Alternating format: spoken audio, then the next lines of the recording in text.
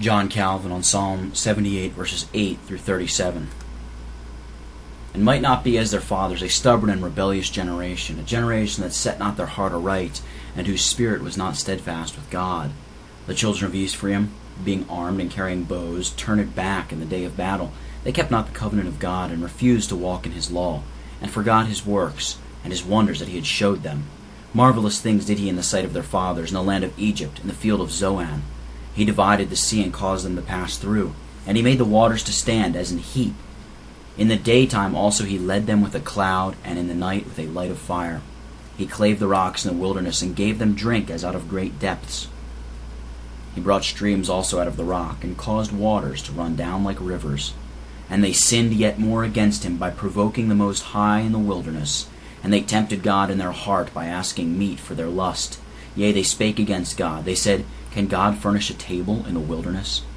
Behold, he smote the rock, that waters gushed out, and the streams overflowed. Can he give bread also? Can he provide flesh for his people? Therefore the Lord heard this, and was wroth. So a fire was kindled against Jacob, and anger also came up against Israel, because they believed not in God, and trusted not in his salvation.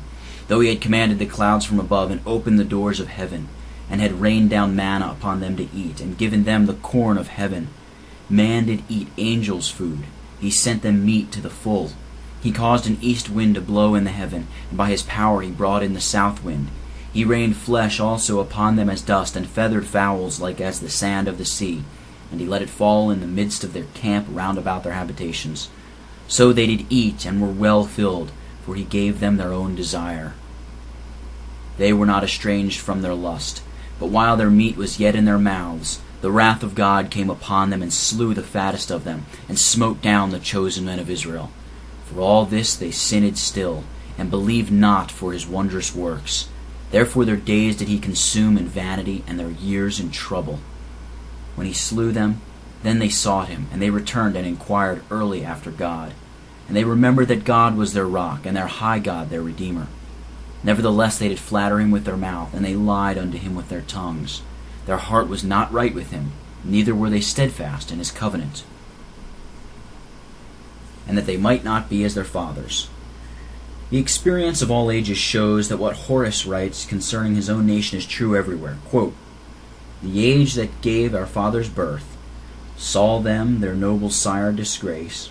We baser still shall leave on earth the still increasing guilt of our degenerate race. Unquote. What then would be the consequence?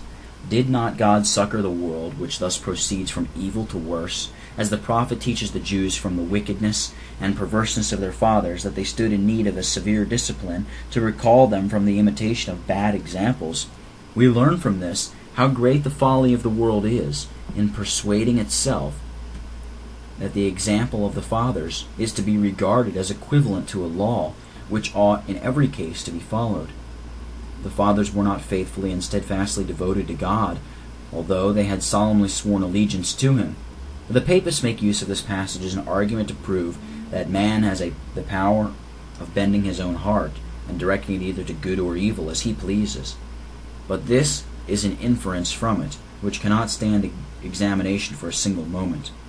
Although the prophet justly blames those who have not directed their heart aright, his object is not expressly to speak of what men can do of themselves. It is the secret work of God to turn to himself the hearts of men by the secret influence of his Holy Spirit. It does not, however, follow from this that they will be exempted from blame when their own lust and depravity draw them away from God. Moreover, from the sins which are here reproved, we should learn in what way he would have us to obey and serve him. In the first place, we must lay aside all obstinacy and take his yoke upon us. And secondly, we must clothe ourselves with the spirit of meekness, bring the affections of the heart to the obedience of God, and follow after uprightness, and that not with the fervor of a mere transient impulse, but with unfeigned and unwavering steadfastness.